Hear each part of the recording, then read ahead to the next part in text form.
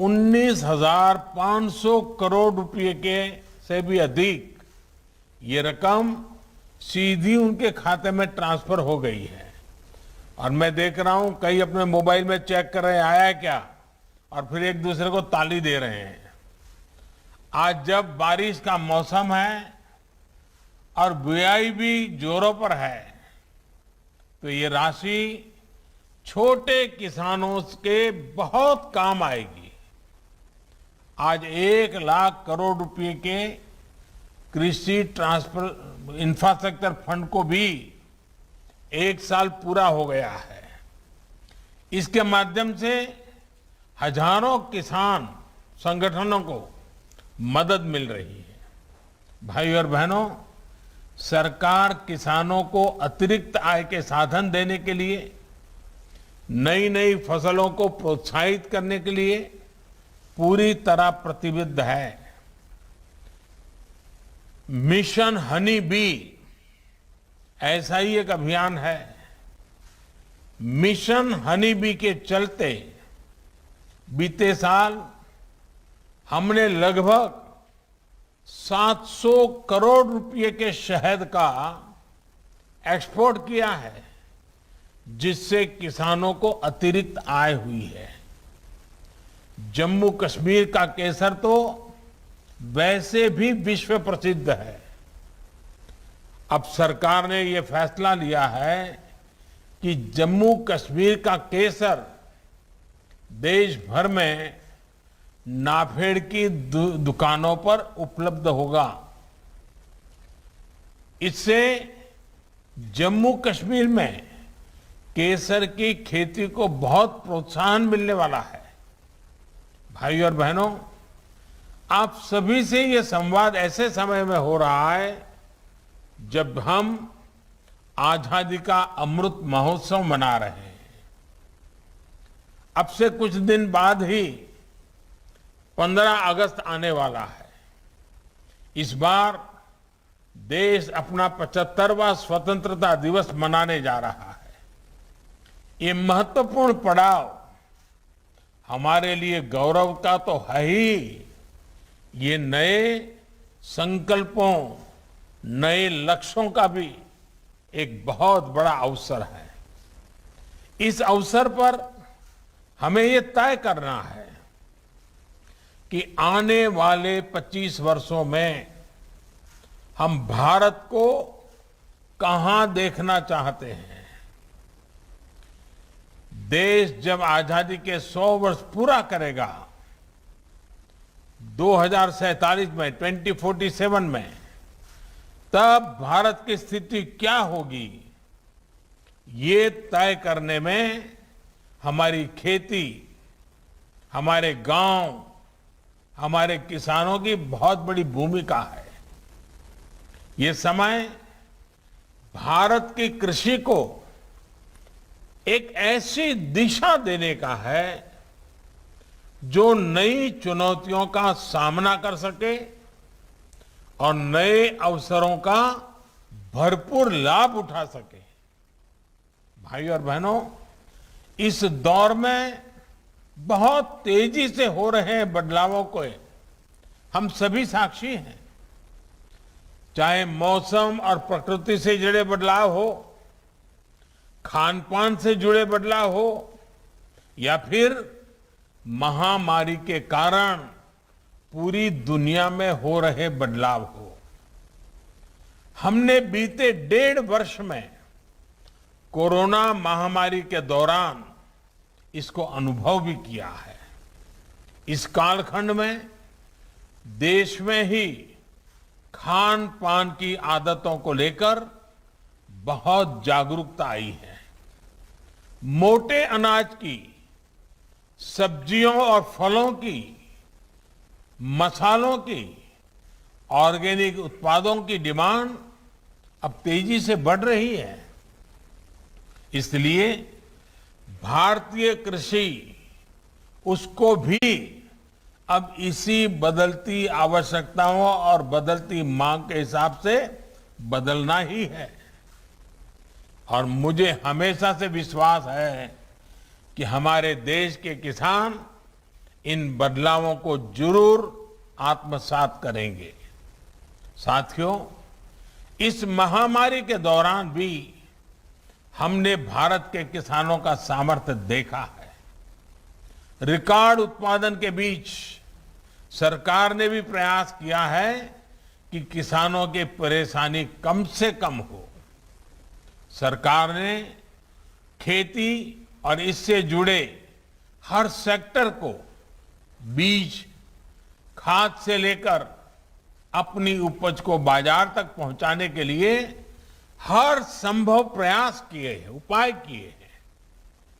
Urea की supply निर्बाध रखी, डीएपी जिसके दाम अंतर्राष्ट्रीय बाजार में इस कोरोना के चलते कई गुना बढ़ गए, उसका बोझ भी हमारी सरकार ने किसानों पर पड़ने नहीं दिया। सरकार ने तुरंत इसके लिए 12,000 करोड़ रुपए का इंतजाम किया। साथियों, सरकार ने खरीफ हो या रबी सीजन, किसानों से एमएसपी पर अब तक की सबसे बड़ी खरीद की है। इससे धान किसानों के खेतों में लगभग 1,70,000 करोड़ रुपए और गेहूं किसानों के खाते में लगभग 85,000 करोड़ रुपए डायरेक्ट पहुंचे हैं। किसान और सरकार की इसी साझेदारी के कारण आज भारत के अन्न भंडार भरे हुए हैं। लेकिन साथियों, हमने देखा है कि सिर्फ गेहूं, चावल, चीनी में ही आत्मनिर्भरता काफी नहीं है, बल्कि दाल और तेल में भी आत्मनिर्भरता बहुत आवश्यक है। और भारत के किसान ये करके दिखा सकते हैं। मुझे याद है कि कुछ साल पहले जब देश में दालों की बहुत कमी हो गई थी, तो मैंने देश के किसानों से दाल उत्पादन बढ़ाने का आग्रह किया था। मेरे उस आग्रह को देश के किसानों ने स्वीकार किया। परिणाम ये हुआ कि बीते 6 साल में देश में दाल के उत्पादन में लगभग 50% की वृद्धि हुई है। जो काम हमने दलहन में किया या अतीत में गेहूं, धान को लेकर किया, अब हमें वही संकल्प खाने के तेल के उत्पादन के लिए भी लेना है। ये खाद्य तेल में हमारा देश आत्मनिर्भर हो, इसके लिए हमें तेजी से काम करना है।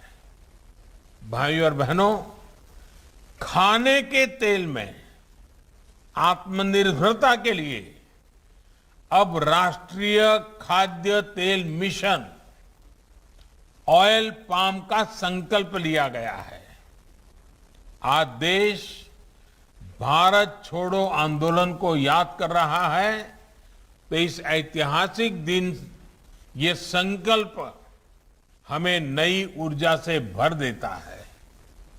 इस मिशन के माध्यम से खाने के तेल से जुड़े इकोसिस्टम पर 11,000 करोड़ रुपए से अधिक का निवेश किया जाएगा। सरकार ये सुनिश्चित करेगी कि किसानों को उत्तम बीज से लेकर टेक्नोलॉजी, उसकी हर सुविधा मिले। इस मिशन के तहत ऑयल पाम की खेती को प्रोत्साहन देने के साथ ही हमारी जो अन्य पारंपरिक तिलहन फसलें हैं, उसकी खेती को भी विस्तार दिया जाएगा। साथियों, आज भारत कृषि निर्यात के मामले में पहली बार दुनिया के टॉप 10 देशों में पहुंचा है, पहले 10 देशों में पहुंचा है। कोरोना काल में ही देश ने कृषि निर्यात के नए रिकॉर्ड बनाए हैं। आज जब भारत की पहचान एक बड़े कृषि निर्यातक देश की बन रही है, तब हम खाद्य तेल की अपनी जरूरतों के लिए आयात पर निर्भर रहें, ये बिल्कुल उचित नहीं है। इसमें भी आयातित ऑयल, पाम ऑयल का हिस्सा 55% से अधिक है। इस स्थिति को हमें बदलना है। खाने का तेल खरीदने के लिए हमें जो हजारों करोड़ रुपए विदेश में दूसरों को देना पड़ता है, वो देश के किसानों को ही मिलना चाहिए। भारत में पाम ऑयल खेती के लिए हर जरूरी संभावनाएं हैं। नॉर्थ ईस्ट और अंडमान निकोबार द्वीप समूह में विशेष रूप से इसे बहुत बढ़ाया जा सकता है। ये वो क्षेत्र हैं जहां आसानी से पाम की खेती हो सकती है, पाम ऑयल का उत्पादन हो सकता है। साथियों, खाने के तेल में आत्मनिर्भरता के इस मिशन के अनेक लाभ है। इससे किसानों को तो सीधा लाभ होगा ही, गरीब और मध्यम वर्ग के परिवारों को सस्ता और अच्छी क्वालिटी का तेल भी मिलेगा। यही नहीं, ये मिशन बड़े स्तर पर रोजगार का निर्माण करेगा, फूड प्रोसेसिंग इंडस्ट्री को बल देगा। विशेष रूप से फ्रेश फ्रूट बंच प्रोसेसिंग से जुड़े उद्योगों का विस्तार होगा। जिन राज्यों में पाम ऑयल की खेती होगी, वहां ट्रांसपोर्ट से लेकर फूड प्रोसेसिंग यूनिट्स में युवाओं को अनेक रोजगार मिलेगा। भाइयों और बहनों, ऑयल पाम की खेती का बहुत बड़ा लाभ देश के छोटे किसानों को मिलेगा। ऑयल पाम का प्रति हेक्टेयर उत्पादन बाकी तिलहन फसलों की तुलना में बहुत ज्यादा होता है। यानी ऑयल पाम मिशन से बहुत छोटे से हिस्से में ज्यादा फसल लेकर छोटे किसान बड़ा मुनाफा कमा सकते हैं। साथियों, ये आप भली भांति जानते हैं कि देश के 80% से अधिक किसानों के पास 2 हेक्टेयर तक ही जमीन है। आने वाले 25 साल में देश की कृषि को समृद्ध करने में इन छोटे किसानों की बहुत बड़ी भूमिका रहने वाली है। इसलिए अब देश की कृषि नीतियों में इन छोटे किसानों को सर्वोच्च प्राथमिकता दी जा रही है। इसी भावनाओं के साथ बीते सालों में छोटे किसानों को सुविधा और सुरक्षा देने का एक गंभीर प्रयास किया जा रहा है। पीएम किसान सम्मान निधि के तहत अब तक 1,60,000 करोड़ रुपए किसानों को दिए गए हैं। इसमें लगभग 1 लाख करोड़ रुपए तो कोरोना के मुश्किल समय में ही छोटे किसानों तक पहुंचे हैं। यही नहीं, कोरोना काल में ही 2 करोड़ से ज्यादा किसान क्रेडिट कार्ड जारी किए गए, जिनमें से अधिकतर छोटे किसान हैं। इनके माध्यम से किसानों ने हजारों करोड़ रुपए का ऋण भी लिया है। कल्पना कीजिए, अगर ये मदद छोटे किसानों को ना मिलती तो 100 वर्ष की इस सबसे बड़ी आपदा में उनकी क्या स्थिति होती। उन्हें छोटी छोटी जरूरतों के लिए कहां कहां नहीं भटकना पड़ता। भाइयों और बहनों, आज जो कृषि इंफ्रास्ट्रक्चर बन रहा है, जो कनेक्टिविटी का इंफ्रास्ट्रक्चर बन रहा है, या फिर जो बड़े बड़े फूड पार्क लग रहे हैं, इनका बहुत बड़ा लाभ छोटे किसानों को ही हो रहा है। आज देश में विशेष किसान रेल चल रही है। इन ट्रेनों से हजारों किसानों ने अपना उत्पाद कम कीमत में, ट्रांसपोर्ट का खर्चा बहुत कम, देश की बड़ी बड़ी मंडियों तक पहुंचाकर अधिक कीमत से माल बेचा है। इसी प्रकार जो विशेष इंफ्रास्ट्रक्चर फंड है, इसके तहत भी छोटे किसानों के लिए आधुनिक भंडारण की सुविधाएं तैयार हो रही है। बीते साल में 6,500 से अधिक प्रोजेक्ट स्वीकृत हो चुके हैं। ये प्रोजेक्ट जिनको मिले हैं, उनमें किसान भी हैं, किसानों की सोसाइटी और किसान उत्पादक संघ भी है, सेल्फ हेल्प ग्रुप भी है और स्टार्टअप्स भी हैं। हाल में एक और बड़ा फैसला लेते हुए सरकार ने तय किया है कि जो राज्यों में हमारी सरकारी मंडियां हैं, उनको भी इस फंड से मदद मिल सके। इस फंड का उपयोग करके हमारी सरकारी मंडियां बेहतर होगी, ज्यादा मजबूत होगी, आधुनिक होगी।